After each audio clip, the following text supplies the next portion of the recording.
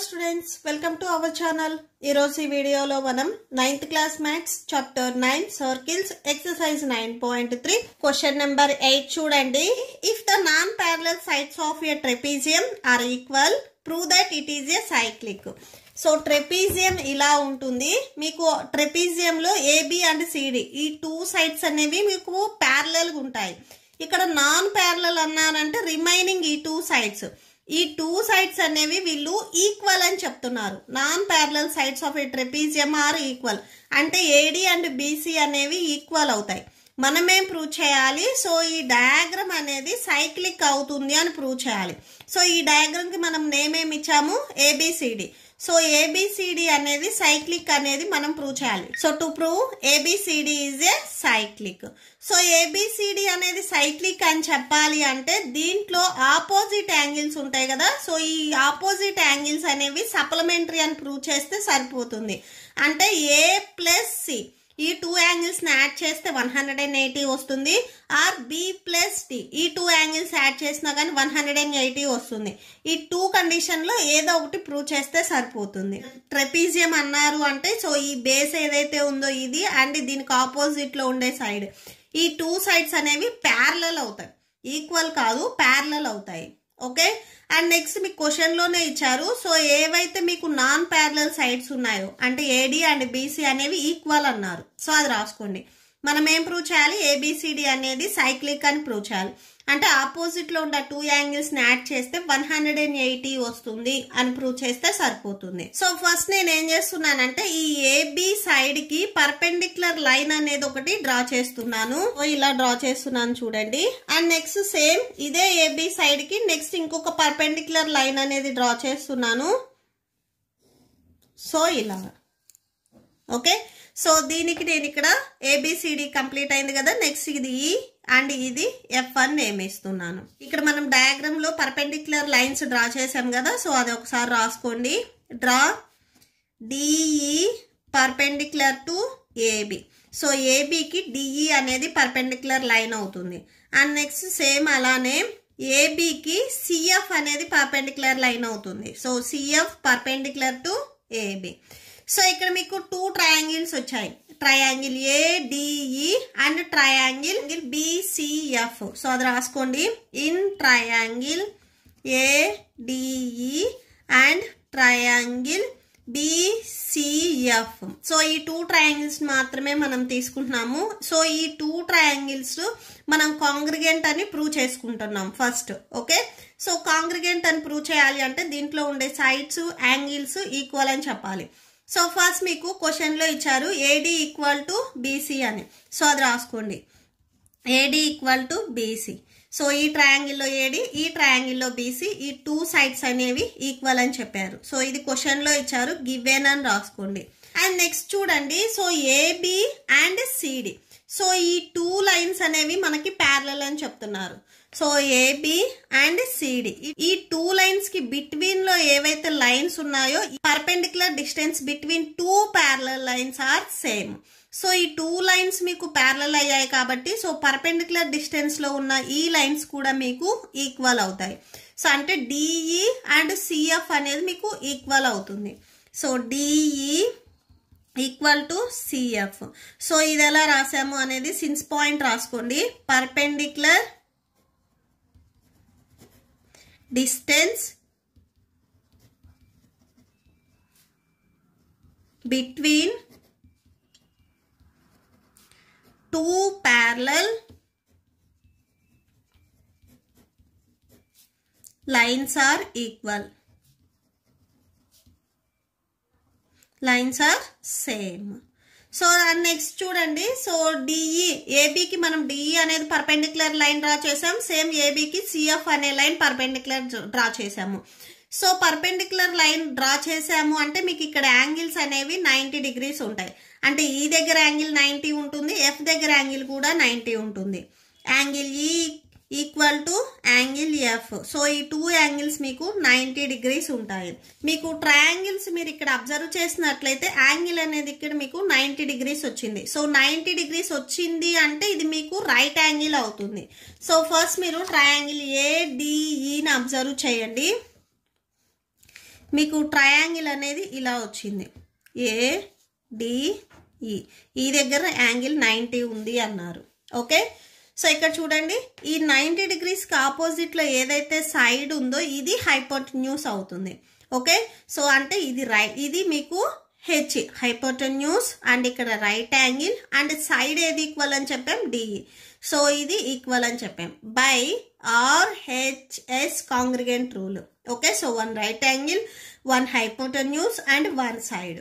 So by RHS congruent rule నుంచి ఈ 2 triangles మనకి కాంగ్రిగెంట్ అవుతాయి. ఇది హైపోటెన్యూస్ అవుతుంది. And next DE and CF ఇది సైడ్. సో 1 రైట్ యాంగిల్ వచ్చింది కదా, ఇది right angle.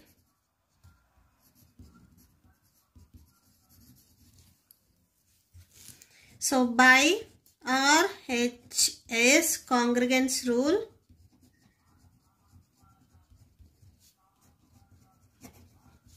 So RHS congruence rule నుంచి ఈ 2 ట్రయాంగిల్స్ అనేవి కాంగ్రిగెంట్ అయ్యాయి. Triangle ADE congruent to triangle BCF.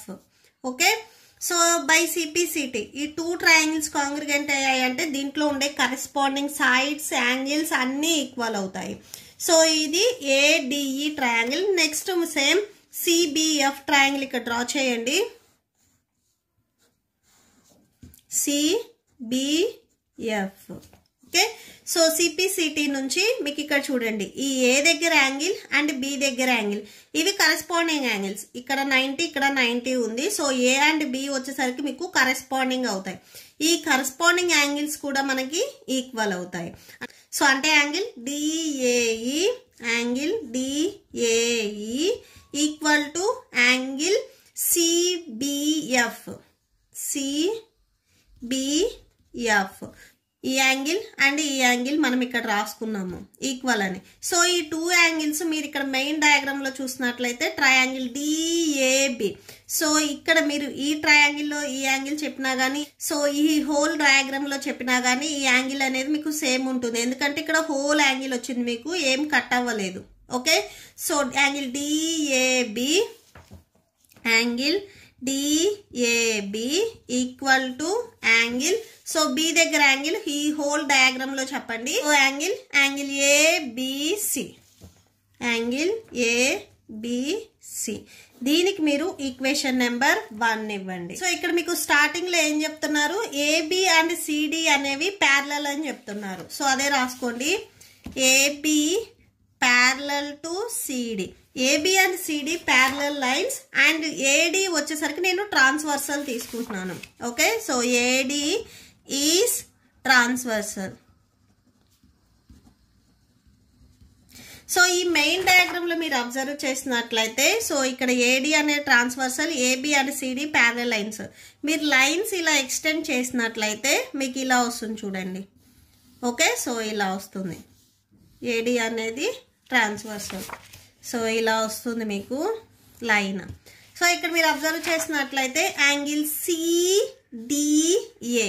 So ఇక్కడ చూడండి, ఈ యాంగిల్, ఈ ఇన్సైడ్ యాంగిల్ అండ్ సేమ్ అలానే యాంగిల్ DAB, ఈ ఇన్సైడ్ యాంగిల్. సో ఈ యాంగిల్ అండ్ ఈ యాంగిల్, ఈ 2 యాంగిల్స్ వచ్చేసరికి మీకు కో ఇంటీరియర్ యాంగిల్స్ అవుతాయి. సో ఇక్కడ చూడండి, ఇక్కడ D ఉంది, ఇక్కడ B ఉంది. సో ఈ యాంగిల్ మనం చెప్తున్నాం ఇవి ఇంటీరియర్ యాంగిల్స్, ఎందుకంటే ఇన్సైడ్ ఉన్నాయి, లోపల ఉన్నాయి. సో ఇక్కడ ఉంటే మనకి ఎక్స్టీరియర్ యాంగిల్స్ అయ్యాయి, ఇక్కడ ఇన్సైడ్ ఉన్నాయి కాబట్టి 2 యాంగిల్స్ ఇంటీరియర్ యాంగిల్స్ అవుతాయి. అండ్ 2 కూడా మీకు సేమ్ సైడ్ ఉన్నాయి. సో ఇలా లైన్ డ్రా చేసి ఇలా ఉంటే వేరు మీకు. సో సేమ్ సైడ్ ఉన్నాయి కాబట్టి ఈ 2 యాంగిల్స్ అనేవి మీకు కో ఇంటీరియర్ యాంగిల్స్ అవుతాయి. ఓకే, సో కో ఇంటీరియర్ యాంగిల్స్ యాడ్ చేస్తే మీకు 180కి ఈక్వల్ అవుతుంది. సో ఇక్కడ చూడండి, ఈ యాంగిల్ అండ్ ఈ యాంగిల్, ఈ 2 యాంగిల్స్ మీకు కో ఇంటీరియర్ యాంగిల్స్ అవుతాయి. ఈ 2 యాంగిల్స్ యాడ్ చేస్తే 180కి ఈక్వల్ అవుతుంది. అంటే యాంగిల్ CDA, మీరు ఎక్కడైతే యాంగిల్ చెప్తున్నారో ఆల్ఫాబెట్ అనేది మీకు మిడిల్లో రావాలి. Angle CDA, angle CDA plus angle DAB, angle DAB. So ఈ యాంగిల్, ఈ 2 యాంగిల్స్ వచ్చేసరికి మనకి యాడ్ చేస్తే 180కి ఈక్వల్ అవుతుంది. సో ఇక్కడ సిన్స్ పాయింట్ రాసుకోండి. కో ఇంటీరియర్ యాంగిల్స్ ఈ 2 angles.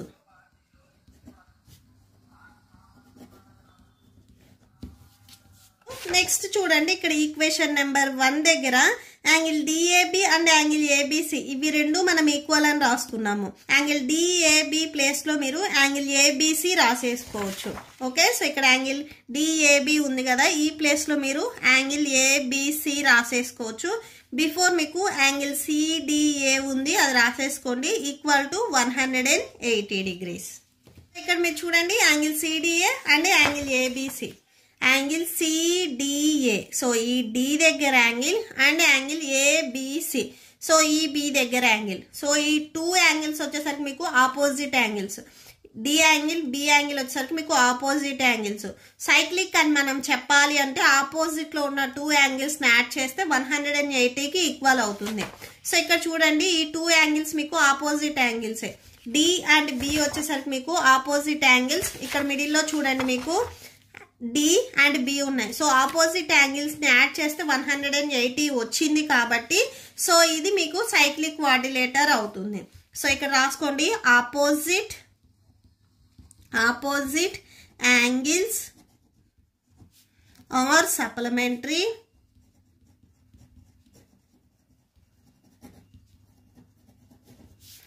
So opposite angles supplementary అయ్యాయి కాబట్టి క్వాడ్రిలేటర్ కి మీరు నేమ్ స్టార్టింగ్ లో ABCD అని ఇచ్చారు డయాగ్రామ్ కి. So ABCD is a cyclic quadrilateral.